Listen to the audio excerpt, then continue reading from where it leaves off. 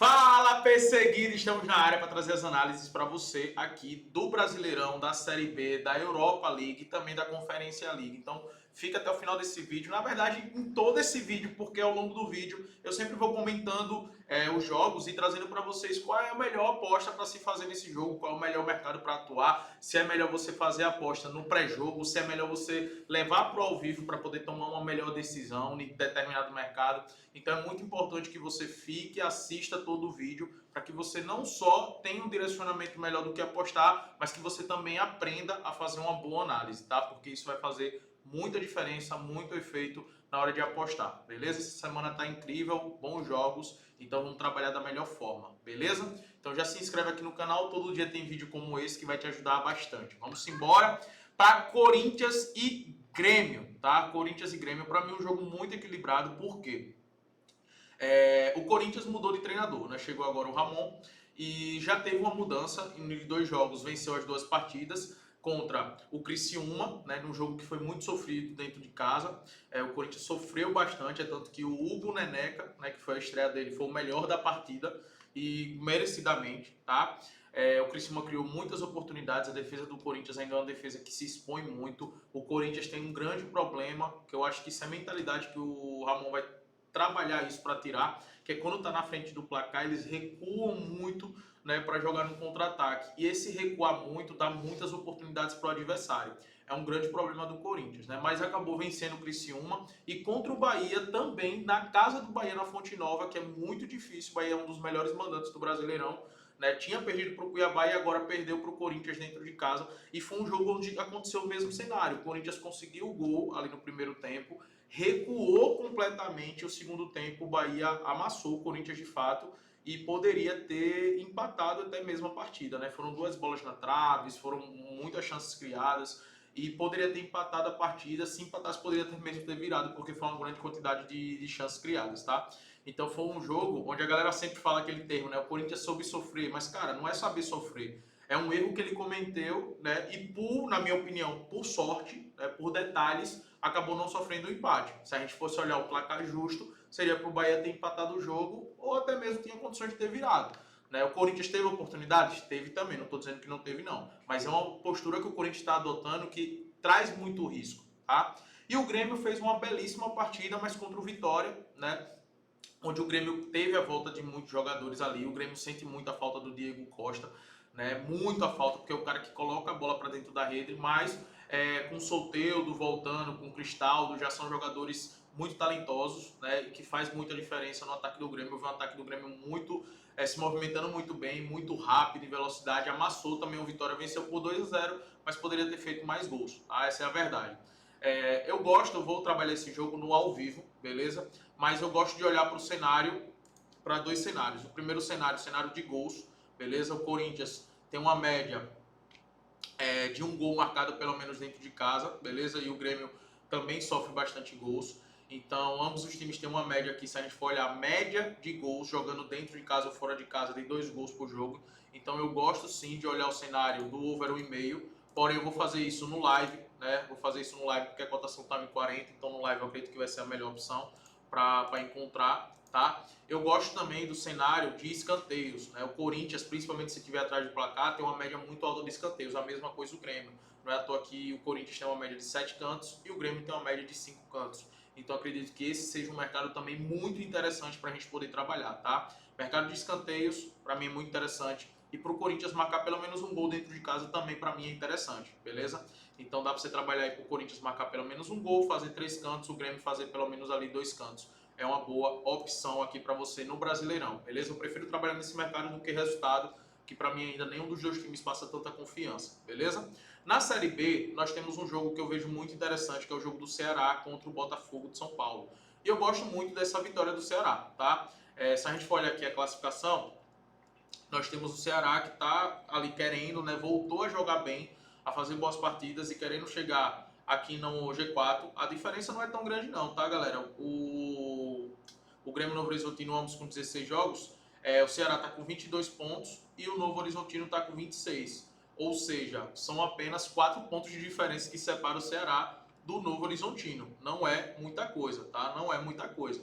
Então dá para o Ceará chegar, até mesmo porque está jogando bem, e ter um adversário mais acessível agora, né? Um time que defensivamente é frágil, que toma muitos gols, jogando dentro de casa, né? O Ceará aqui dentro de casa não é o melhor mandante, mas é um dos melhores, tá? O Botafogo de São Paulo, fora de casa, ó, tem 7 jogos, 4 derrotas. E como eu falei, os últimos jogos do Ceará tem feito boas partidas, principalmente dentro de casa, né? Perdeu aqui para o Santos por 1-0, normal, tá? Ter perdido esse jogo, até porque o Santos fez um gol no primeiro tempo numa falta do Otero e depois o Ceará amassou, poderia até mesmo ter empatado esse confronto, tá? Aí vem de vitória dentro de casa para Chapecoense, Curitiba empatou com o Sport e venceu o Ituano com muita tranquilidade.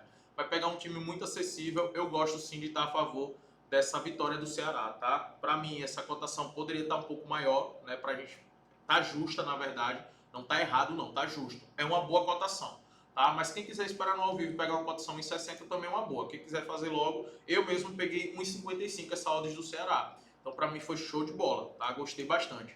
Em relação ao Goiás contra o CRB, é um jogo que eu vou trabalhar mais no live. Por que eu vou trabalhar no live? O CRB vem numa crescente muito grande, mas a força do CRB, obviamente, é quando joga dentro de casa.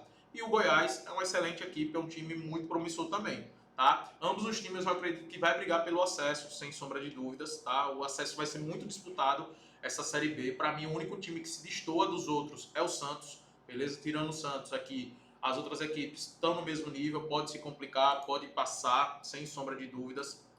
O Goiás, dentro de casa, vem de uma derrota para Chapecoense, mas venceu o América Mineiro, que é uma equipe muito forte, empatou com o Curitiba e venceu o Sport, também é uma equipe muito forte.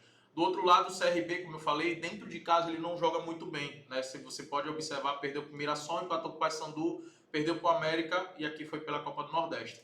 Mas os últimos jogos do CRB eles têm conseguido vencer, né? Principalmente quando joga dentro de casa. Por exemplo, venceu o Ituano, até aí tudo bem, normal, venceu o Botafogo de São Paulo e venceu a Copa do Curitiba, porém foi dentro de casa.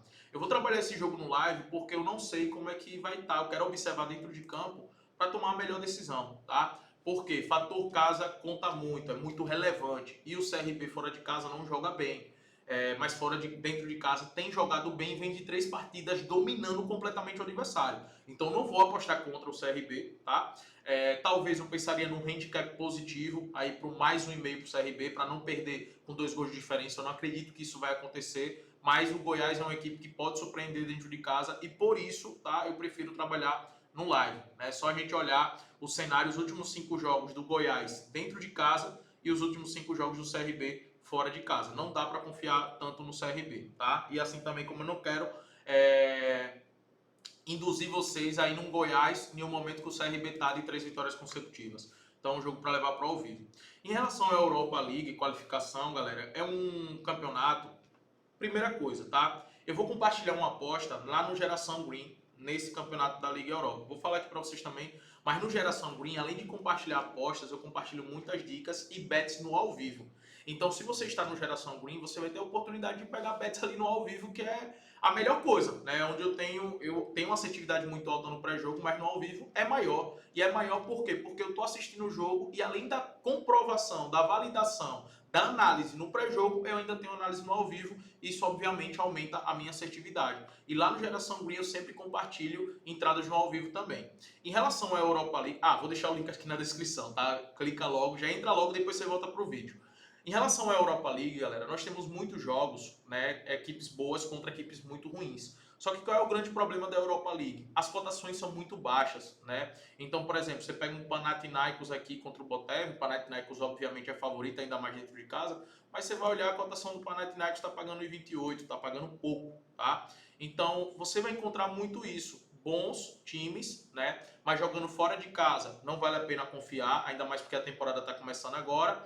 E os times que muitas vezes são favoritos jogando dentro de casa, tá pagando mal. Então, qual é a minha recomendação? Tá de olho nesses jogos realmente no live, tá? Tanto no mercado de resultado quanto no mercado de gols. Para mim são favoráveis demais para esses 2 pontos. Cuidado só um pouco com o mercado de gols, por quê? Porque é o primeiro jogo, é jogo de ida e volta. Então pode ser que uma das equipes estejam mais fechadas defensivamente para não ser eliminado no primeiro jogo. Então acaba que pode ter alguns jogos truncados. Não acredito que isso vai acontecer, mas pode ter. Por isso que eu recomendo muito o live, tá? Vou destacar aqui duas equipes que vai jogar dentro de casa que são favoritas. É o Ajax, né?